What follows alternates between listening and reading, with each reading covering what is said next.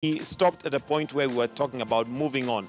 And looking at the country where we are today, Dr. Booker, we seem to have a country that is going more two-way in terms of it's like a dichotomy. We have those who voted, those who did not vote, those who are resisting, those who did not, as in it's literally divided right in the middle. And unfortunately, it looks like we are going this way. We are literally going apart. Let's start from the moving on bit, because that's the key word that even politicians will use. And I remember, I think it was the opposition leader Raila Odinga saying, we shall not accept and move on anymore. What are we moving on from, and where are we moving on to? Because if we're to heal, we need to find out what got us here and how do we get out of this mess. Yeah, I think just as I said before the break is that, part of that moving on process, I think we need to define what are we moving on from, and it didn't begin with the election. It didn't begin with August 8th or October 26th. There has been a false history that has been created and a fake unity that has existed. And it comes to bear at times such as elections.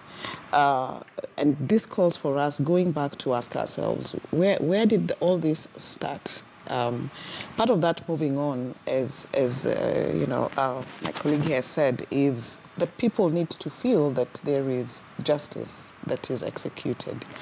And we have seen violence being meted, across different parts of the country or in certain parts of the country. We have seen a lot of hurt, a lot of violence.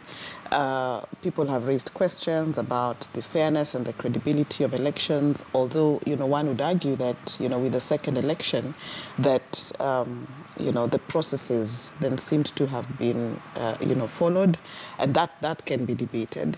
But again, it's not just that justice is done, but people need to be able to see that justice has actually been done.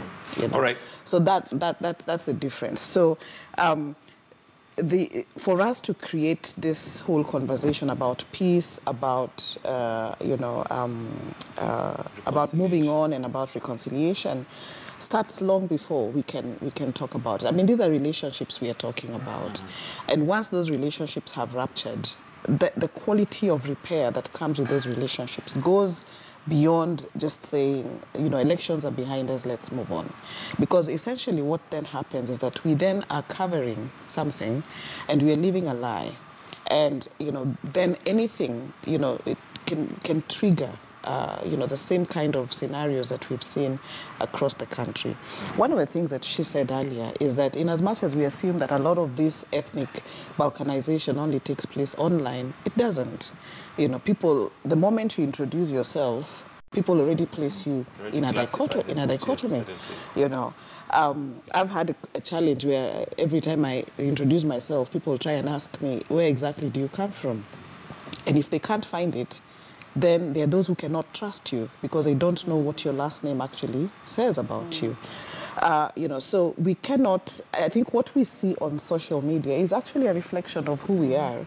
It's just that when we are sitting here, we cannot talk about it openly, but behind the power of this screen, of your tablet, you're able to express yourself freely, forgetting that it actually leaves those footprints. And, that history even lives longer than us, having a go at each other here and being able to move forward from that. All right, Naomi, you talked about justice. And are we being hypocritical? Also weighing in on what Dr. Booker has just mentioned, because if what is online is what reflects who we are, then really it is not just the politicians. We as Kenyans also have a huge problem in terms of getting ourselves together and even looking at the political scene. We've hardly gone 48 hours after the swearing-in ceremony, but we're already seeing simmering temperatures in the political world, where we see now even NASA, some of the NASA leaders have come out to say that, look, there is no justice in this list that has been given. So they have moved on maybe from just, the national politics to now smaller cocoons. But at what point do we get this justice? Are we just purely hypocritical to a point where we are asking for justice when we are not ready to give out justice ourselves? Thank you for that good question, because I think it's high time as a nation we started asking ourselves very hard questions and very sincerely ask ourselves, what is it that we want, what is it that we are giving, and what is it that we can live without? And after asking those questions and being able to answer them, we can sincerely, honestly start addressing the issues that Kenya is suffering from. Number one, as Dr. said, when you hear people like going to vote, it is not just a process of voting. It's an expression. It's an expression of their wishes. It's an expression of their wishes. It's an expression of their aspirations. And once these aspirations are frustrated in one way or the other, then they're likely to seek other ways of addressing their frustrations. My opinion is that the state has the obligation to enable people express freely and fairly, but also within the rule of law. So I tend to feel that there have been situations for over decades that have been pushed under the carpet and have not been addressed sincerely and honestly. And so because of that, these are recurring. We saw it in 2007, 2008. We are seeing it now, though people might argue that it's in a smaller magnitude. But remember, life is life. Whether one or many, it's life, and it's very important. And those that might argue 2007 and now is we are more divided, only that it is not as to the scale of, in terms of violence, where people fought against each other, but we are probably more, there are those who may argue that way. I think it's important for us to remember that where people are frustrated, horizontal violence is likely to happen. And what I see, like listening to Brenda, and I'm very, very scared. I grew up in the slum where we were so many of us, different ethnic groups. We did not remember that we were from different ethnic groups. And if this is happening, it's really worrying, because those are expressions. These are expressions, and horizontal violence is actually the peak of anarchy.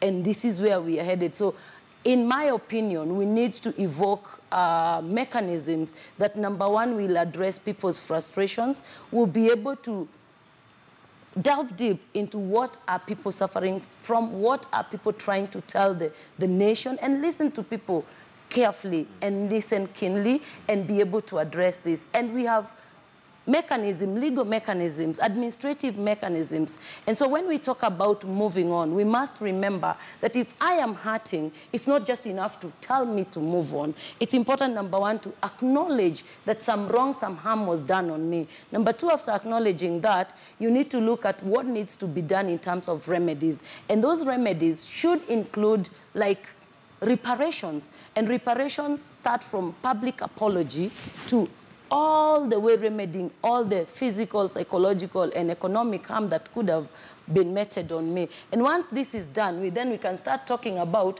has justice been done? Are we at a point where we can talk about reconciliation? Otherwise, anything less than this, it will just be hypocrisy. And I want to also think about the police. Every time we see someone has been killed, we're being told to move on. I can't move on with a grave in front of my house, and yet the police is denying. So responsibility, acknowledging harm is very, very important if this process has to take place. Brenda, you do well, online, there is a lot that you go through. Are we able to identify and glean out what is the genesis of our problem? Because I imagine that majority of the people online who possibly have those very caustic conversations are young people. So are we inheriting this from our forefathers, or is it that it has not been dealt with to a point where it is just not going away? So I think one of the things that we go through as a nation is that we lack a strong sense of shared identity. So when we think about what it means to be Kenyan, you know, what does that look like? What are the things that bring us together? So have we created a foundation in which everybody feels welcome, everybody feels included, everybody feels heard, represented? And I'll just bring it back, like even taking it away from tribal divisions, for example. Our constitution guarantees that we should have no more than 2/3 of one gender in public institutions. For example, do any of our public institutions meet that threshold? You see, so we are not only ostracizing people based on their ethnicity, based on their class, based on where they come from, even based on their gender. So what can we say being Kenyan looks like? Yeah, if women are left out, if very many people from minority tribes are left out, if living in a place that is rural means that you have a gap, a really huge gap between you and the people who live in urban centers. And even if you live in an urban center, do you remember the migrations that have happened to Nairobi from rural areas because people have felt that it is easier to make it here? So there's such a long way we have to go, and we have to decide what do we want to do as a nation. So creating a shared sense of identity. What are our shared values? And you know we have national values in our constitution, but Lord knows, do we adhere to those values? Because whenever we are excluding people, we are going against all the things we said we are founded on. So we have to commit. Do you feel like the younger generation has got solutions to these questions that you're raising right here? Because some of them are inherited, others we are creating as we go along. I feel like the one good thing is that with added communication, at least we have the internet, we have TV, we have radio, we are able to be confronted with these issues more and more. So before that, I think it was easy to hide and say that, you know, we don't suffer from ethnic division as much as, you know, we do. But then now we are confronted with it daily. So you have to decide what we want to do. And of course, young people are equally as much culprits as older generations. I have been very disappointed severally when I come online and I see that the people saying very toxic things are people my age. But then that shows that it's something that continues to pass from generation. It's bitterness, and this bitterness and resentment comes from somewhere. So, of course, on the one hand, we can say, oh, you know, you're young, you don't have these histories. Maybe they're being transferred to you, but then when someone grows up being told that you're poor or you're disadvantaged because of X people, and then you grow up and then your experience seems to echo what you have been told, yeah? So it takes a lot of work not to end up believing what your parents believe. All right, let's talk solutions. You want to say something? I just wanted to comment on her... Brenda. On Brenda's comments on social media especially. And I think this is really an important conversation because expression is a human need. And being a human need, the society need to recognize that people need to express themselves. And in the way Kenya is structured, people have very, very few spaces and platforms to express themselves. So social media seems to be the only available place that, platform that seems to allow you to express yourself. And when you look at the youth, for example, I don't know if the statistics have changed, but at some point, the statistics were 62%. If you have 62% of the population that is very energetic, that is very passionate for change, that is frustrated, that is jobless, that is, you know, all these things, and they have an opportunity to express. The only opportunity, the only space that they have permission to use, they'll use this. And because they cannot, like, the energy has not positively been directed, definitely it will come in the form of anger, in the form of bitterness, in the form of violence. And this is exactly what... There might not even be any transfer from parents, any inheritance from parents. But you can imagine a child whose single mother sold the only property they had, or if at all they didn't have, this lady had to go to the street to be able to educate her child in the hope that this is their only hope in life. And then there's hopelessness ahead of them. Can you imagine, figure out this young man in that state, the anger and bitterness, and then they only have one platform to express themselves. The social media, it will be the space to express. So I think there is a lot of room and there is a lot of need and desire to bring people together, mobilize Kenyans, create spaces for them to express themselves positively, but also listen to them, because there's a lot of knowledge, there's a lot of richness, there's a lot of creativity that can get out there, that is positive, that is being untapped. Dr. Buka, you're involved in the youth and you're also in media, so media definitely has a huge role in this whole narrative. How have we used it effectively or not effectively to ensure that, one, we educate, two, we inform, because all this may also have a lot to do with the lack of information. I'll give you an example. We have parents who possibly ask their younger ones when they come with their boyfriends or girlfriends, where are they from? And don't bring me a person from this particular region. And that may be a matter of education and exposure. is the media playing their role effectively in educating and informing citizenry on the dangers that we have if we continue the way we're going? I think yes and no, and that would be a whole different debate altogether. But it's important for us to understand that for that education and that information and that socialization to happen, it must happen at different levels of society. We cannot expect media to single-handedly do it. That said, does media have a responsibility? Yes, it does. And one of the things that needs to happen and people need to see happening in the media space is the presentation of different viewpoints so that people feel heard and people feel that their opinions, their issues matter enough, to inform part of that media conversation and media discourse. What has happened is that, with the last electioneering period, which we've been for the last 11 months, there are sections of society that feel, we in media did not do a good job because we did not represent, their opinions and their point of view. When that happens then, and you have a very active, online presence, then people feel that that's where they need to go for information, And what that then does is that when I notice that, there's already a gap, there's an information gap out there, that people are looking for information that, seems to represent their viewpoints, then it also gives rise to a lot of propaganda, a lot of fake news. And we've seen so much of that. So I think now more than ever, we need a very vibrant media that listens, that represents, listens to different viewpoints, gives room for different viewpoints to be heard, much more than just having the political class coming in to shape that discourse. And I think one is this panel, where you separate yourself from the politics of the day and ask what are the issues that are really, touching society? What are the issues that affect us? Because politicians would propagate the narratives that would advance their ideals. So much so that even when we look at opposition and we look at government, we are looking at it from, the tribal balkanization. Is it just the tribes? It isn't. It's deeper than that. It's issues about, what does the opposition represent for a number of people? What does government represent for a number of people?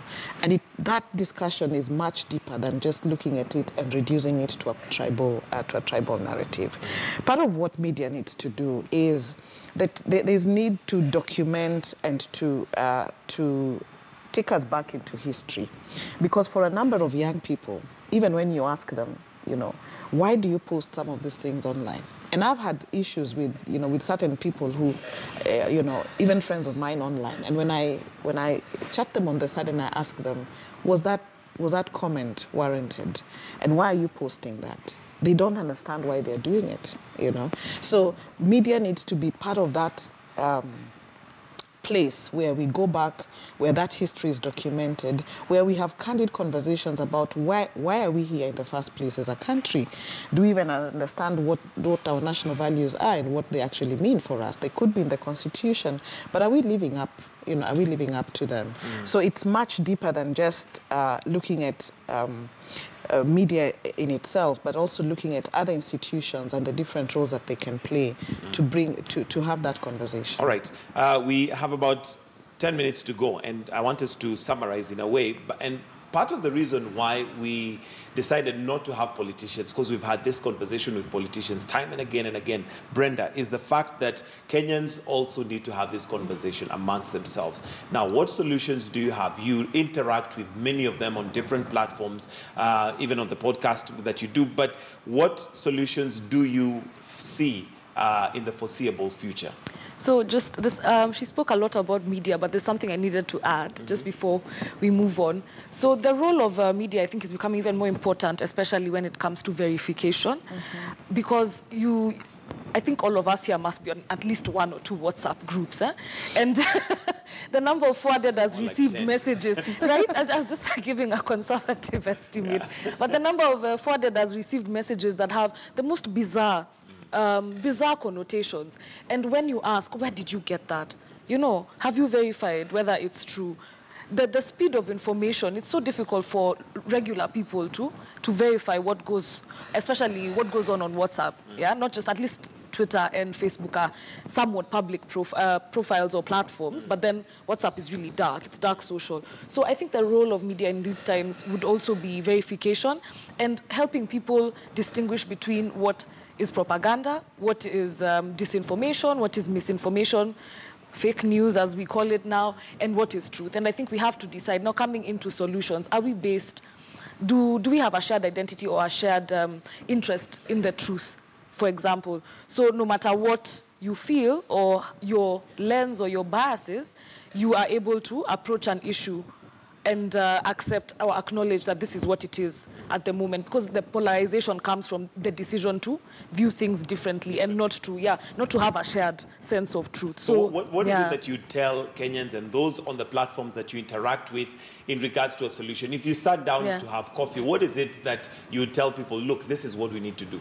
So first of all, the idea of peace as a thing that can come without justice is false. Yeah. So as she mentioned, when the police are, for example, shooting people, like the child who died on his balcony, Geoffrey Mutinda, may he rest in peace.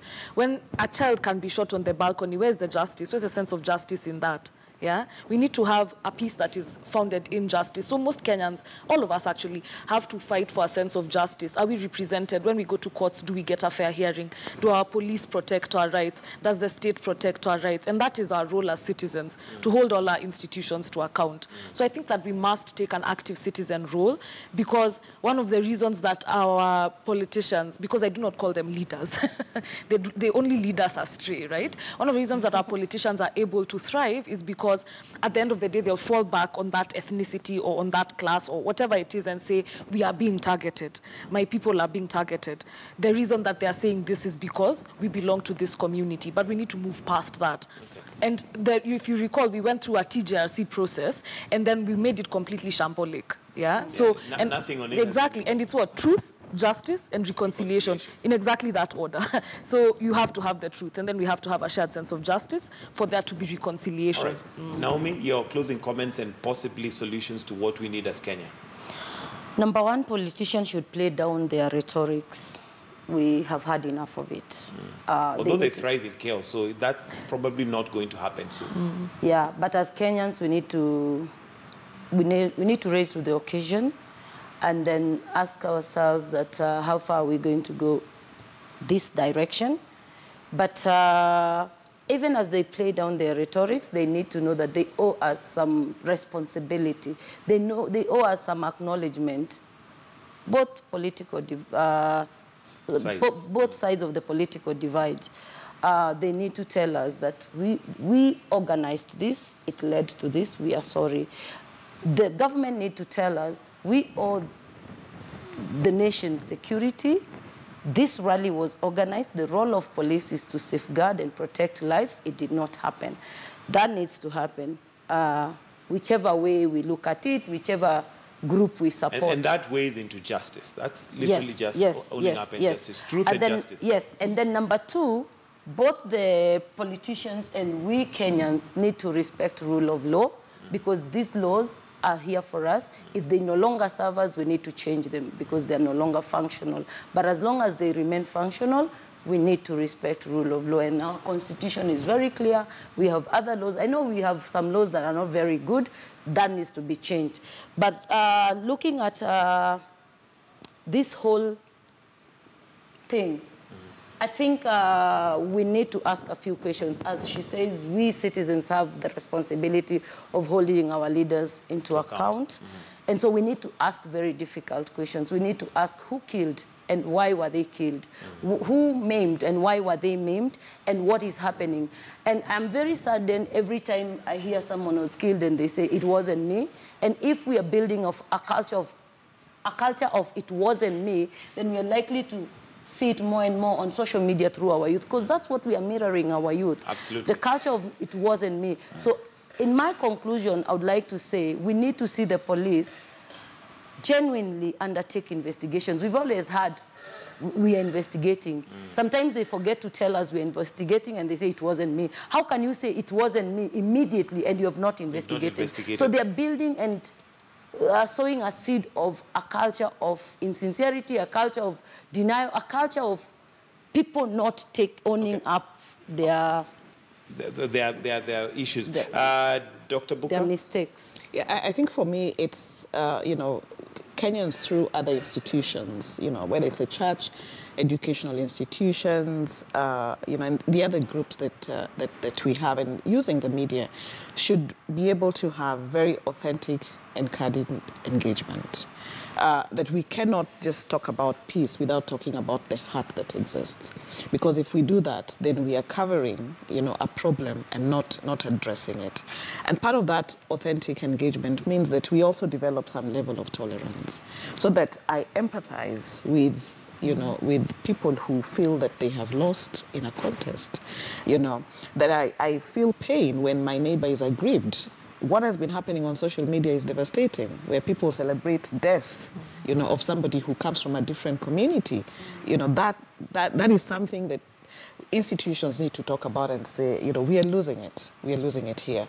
But it also means that as we develop levels of tolerance and we are empathetic and we, you know, we understand that, you know, other people are hurting, that we also develop some level of intolerance where we can say, look here, as Kenyans, enough is enough. You know, this is where politics has led us. We need to be able to move on, you know, from that point. And lastly, for me, is the whole culture of media literacy. You know, so that as we share some of these things on social media, what's the import of it? What are we trying to do with it? You know, and that needs to happen. And there are very many institutions that then need to be able to play that very active role, even as we wait for government and the political leaders to be able to do their part. All right, thank you very much, ladies. That's Brenda Wambui, digital media consultant and researcher. We also have Dr. Nancy Booker, who is a lecturer with media studies at Aga Khan University. Naomi Barasa, campaigns coordinator, Amnesty International. Thank you for the conversation this morning. And that's the state of the nation. It's now 5 minutes to 8. Time for us to release KTN home and say goodbye for Life and Style to begin. But on KTN News, do stay with us. We'll take a short break. We'll be right back with more stories making headlines. Also today being Thursday, it is a day where we look at technology. Tech Central coming up right here on Morning Express.